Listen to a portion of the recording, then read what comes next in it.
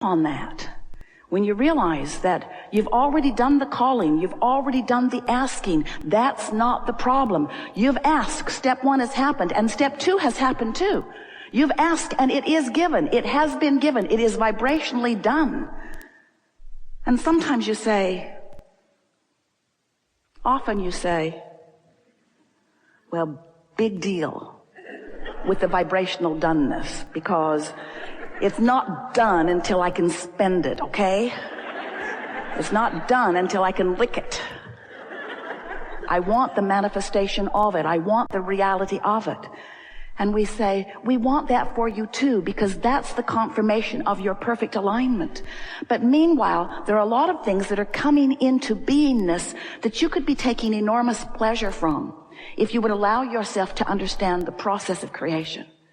So step 1 is contrast causes you to ask for it, and when you do, you launch a rocket of desire that is a little foreign to you because it was born out of your awareness of contrast, often out of your clear awareness of what you don't want. When you know what you don't want, you always know more clearly what you do want, don't you? So you have this request that has been going and going and going and going. In fact, your vortex had a pretty good thing going before you even came into this physical body. And now you're here in this physical body, you are adding to that vortex all day, every day, and you've amassed a veritable fortune of well-being, abundance on all levels, vibrationally here for you. And Source, that larger part of you, that part of you that was you before you came into this physical body, that is you even though you're in this physical body, that other vibrational part of you who is always collecting the best of that which you've become and holding the vibrational light of that, holding it steady so that you can feel your way to it.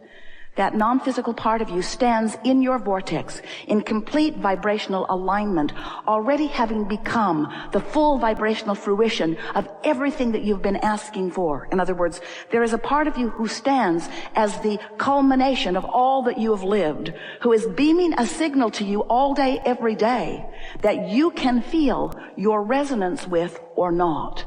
When you feel eager, you're right there in alignment. When you feel love or in love, you're right there in alignment. In your appreciation, you're right there, tuned in, tapped in, turned on. No resistance whatsoever in your vibration, vibrating at the same frequency of that pure positive energy that is you.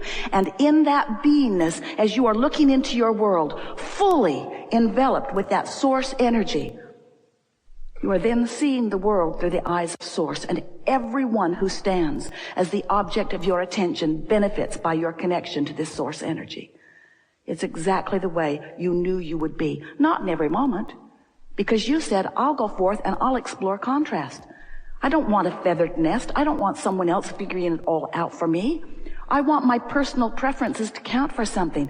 I want my unique, important, extraordinary, unique, important, my special, my important, my unique perspective to matter. I want to give birth to my rockets of desire. And I know, you said, that when I do, that the resources that create worlds, that the energy that creates worlds will flow toward my rocket of desire. And then you said, you knew so clearly, we're here to remind you again, I have but one thing to do.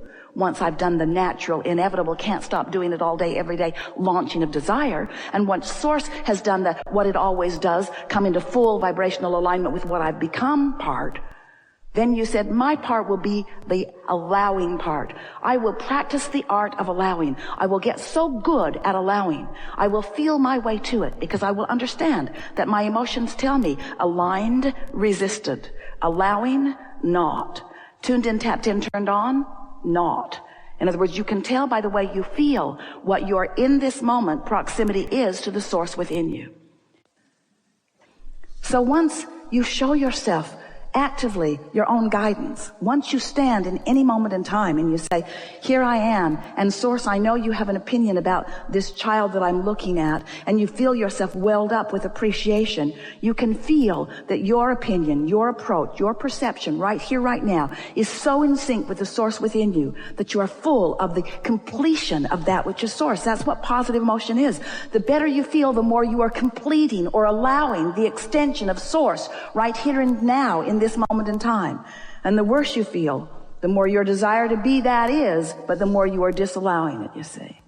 And there are people maybe clamoring around saying, hey, life isn't good, life isn't good, life isn't good, life isn't good. But I don't hear them. I'm not in the vibrational vicinity of them. I'm living pure positive energy. I'm living life in the way that I came forth to live and standing as example of well-being to others.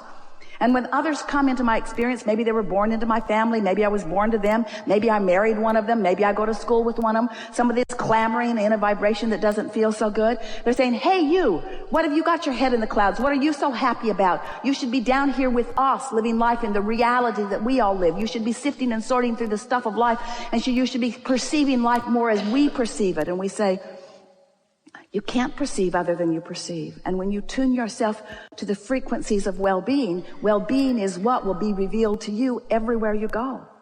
If we were standing in your physical shoes, we would no longer sift and sort the piles of manifestation. We would spend all of our conscious awareness in looking for the best feeling thought that we could find. We would tune ourselves constantly to the frequency that allows well-being. And we would stand as an example of that, so that when those who see us, they would understand that we are living the well-being that we have been talking about, teaching through the clarity of example as best you can. And you never get it done. You never get it done, and you cannot get it wrong. And the reason that you cannot get it wrong is because it is never done. So let's say you're standing in a place and you don't feel so good. And with good reason. Something happened. You looked at it. It hurt your feelings. You're out of whack. The very fact that you can feel negative emotion means there is a love right now that you are denying. You couldn't feel pain if love were not there. Don't you like knowing that? If there were not love that is more right for you and more available to you, you would never feel loneliness. Loneliness only exists because you're denying yourself the alignment with what you want. You're getting this. This is a conversation that could go on for hours and hours and hours, because there are so many facets to the environment in which you live and so many premises that people are presenting from.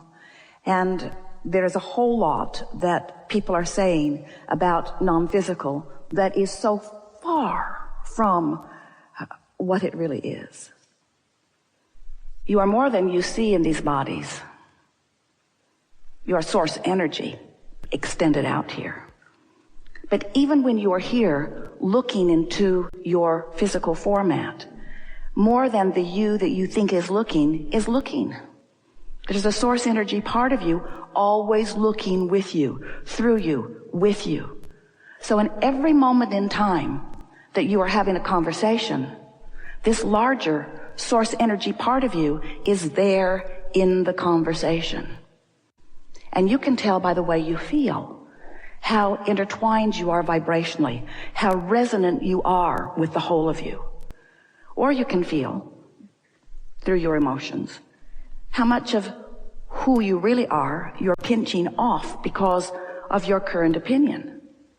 Now, your opinions are really valid. They are. They're important.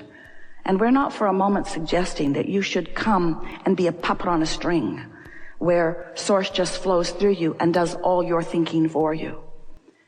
But we would like to explain to you how you intended it when you made the decision to come. And as you decide to deliberately apply your awareness that you are a vibrational being, that you are an extension of source energy, that source energy is flowing to you and through you at all times, that you have guidance within you that lets you know how much of that you are allowing in any moment or how much of that you are resisting. As you begin to focus upon these very few premises that are law-based, that are universal, and begin to deliberately apply them from your point of knowing, it is our promise to you that your then deliberate approach to life will be delicious. And you will never again be confused about how things are coming to you. You won't be confused about your life, and you won't be confused about anybody else's life. And you won't be asking law of attraction or anything else to be an arbitrary judge of you and everyone else. You won't be asking the impossible things that so many humans are asking, which is, let's just bang around together And let's manifest all over the place, wanted and unwanted, and then let's find some judge who is standing outside of us to evaluate the rightness or the wrongness of our behavior or of our creation or of our attraction, and then we will try to mimic whatever the Great One decides is the right way to live. And we say nothing like that is anything close to what you knew when you made the decision to come into this time-space reality, because you knew that you are source energy, and you knew that you would be coming forth into a variety of contrast that would stimulate within you a constant new awareness of improvement. New desire would be born all day, every day within you. We call that step one of this creative process. Contrast causes you to ask. You can't stop it. Don't try. Every moment of the day, there is something new that is occurring to you that would be an improved condition. That's what the evolution of all species is about. And when you go with the flow of that, rather than bucking the idea of it, things will begin getting easier for you immediately. You can't stop becoming. So step one causes you to ask all day, every day. When you get into a sleeping room that does not have enough closets, it makes you ask for more closets. Now, they're not going to show up today, not in most cases, but your asking puts that request into what we are calling a vibrational reality. This vibrational reality, this vortex of vibration. Our human friends sometimes do not like our depiction of this vibrational reality because it's vibrational, and unless you are in the frequency of it, you can't translate it into reality. It's a vibrational reality, so it's a future manifestation for you.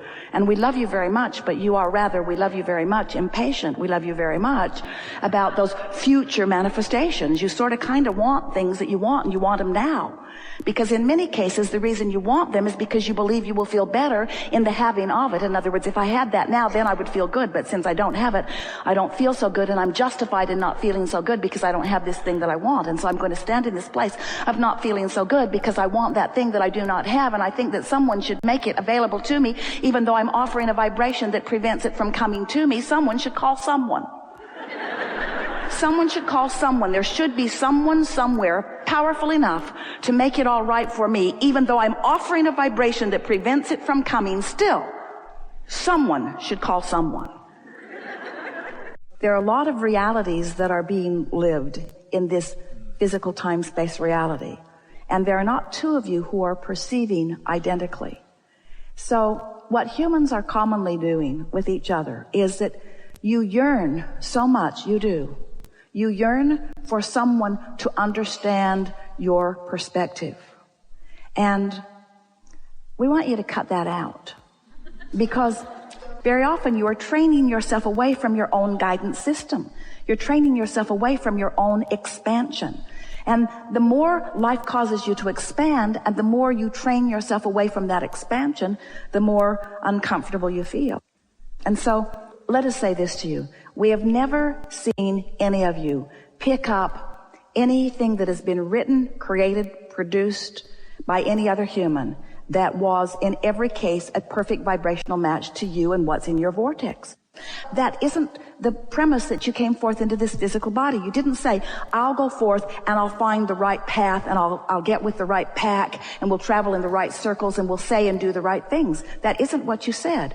You said, I'll go forth and I'll mix it up, and I will come to my individual awarenesses, because you have become who you've become before you came into this physical body. There was already plenty in your vortex that lets you know who you are. You are a lover. You were when you got here. And the first day that you found a reason to hate someone, you felt the discord of that hate. Because the source within you, no matter how justified you think you are in the pushing against of that injustice or that thing that you did not want to see, the source within you will not join you in that hatred.